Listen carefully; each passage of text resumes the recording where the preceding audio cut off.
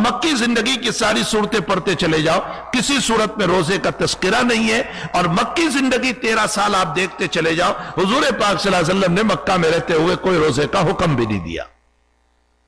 البتہ حضرت مدینے میں تشریف لائے تو مدینے آنے کے بعد سب سے پہلے عاشورہ کا روزہ فرض ہوا، ایک روزہ، پھر وہ منسوخ ہوا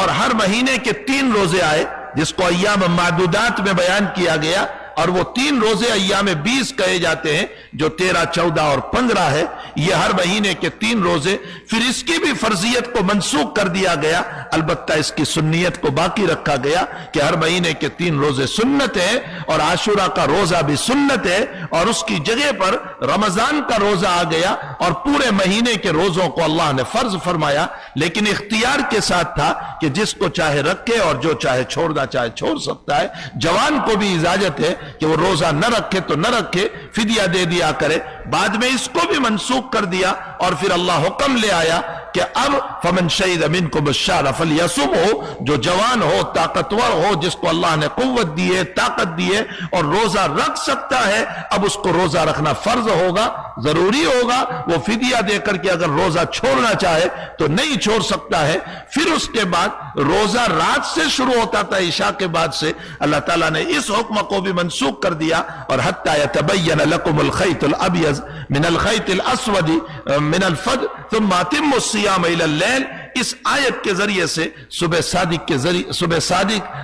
کے وقت سے غروب آفتاب تک کے روزے کو اس امت پر فرض کیا گیا، اور پھر اس حکم پر ہمیشہ کا دوام کا حکم لگا دیا گیا کہ الی یوم القیامہ اب یہی مسئلہ چلے گا کہ صبح صادق سے لے کر غروب آفتاب تک کا روزہ ہوگا۔ البتہ بیمار کو اجازت رہے گی کہ اگر وہ اپنی بیماری کی بنیاد پر روزہ نہیں رکھ سکتا ہے تو وہ دیکھ لے، رمضان گزرنے کے بعد اگر اچھا ہو جاتا ہے، اور اچھا ہونے کے بعد اگر وہ اس کی قضا کر سکتا ہے تب تو قضا کر لے، اور اگر قضا کرنے کی بھی ہمت و طاقت نہیں ہے اور بیمار چلتا رہا تو پھر اس صورت میں اس کا فدیہ دینے کی اس کو اجازت ہے، اور ایک روزے کا فدیہ ایک صدقۃ الفطر کے برابر دینا ہوگا۔ اب ایک صدقۃ الفطر ہمارے وہاں جو ہے وہ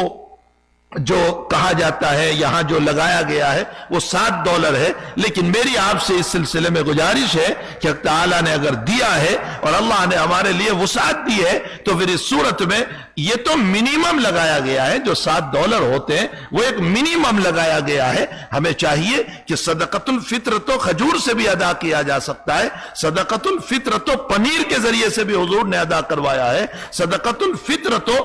گیہوں سے بھی ادا کروایا ہے، صدقۃ الفطر تو جو سے بھی ادا کروایا ہے۔ ان تمام چیزوں سے جب صدقۃ الفطر ادا ہوا ہے تو ہم اپنے روزوں کا بدلہ دینا چاہ رہے ہیں، تو اگرچہ ہم بیمار ہیں اور اللہ تعالیٰ کے دربار میں اپنے روزوں کا بدلہ اور تحفہ اور ہدیہ پیش کرنا چاہتے ہیں، تو کیا میرا رب اتنا سستا ہے کہ ہم $7 میں اس کو راضی کر لیں؟ ہم کیوں زیادہ صدقۃ الفطر اللہ کو نہ دیں کہ میرے ایک روزے کا بدلہ اور فدیہ میں 7 کے بجائے $15 دے دیتا ہوں، $20 دے دیتا ہوں، اس لیے کہ $20 دیتے ہوئے بھی وہ رب اگر روزے کا ثواب عطا کر دے تو بہت بڑا احسان ہو جائے گا، بہت بڑا احسان ہوگا۔ میرا بچہ جب شاپنگ میں جاتا ہے تو ایک موقع پر $100 کے کپڑے خرید کر کے آ جاتا ہے،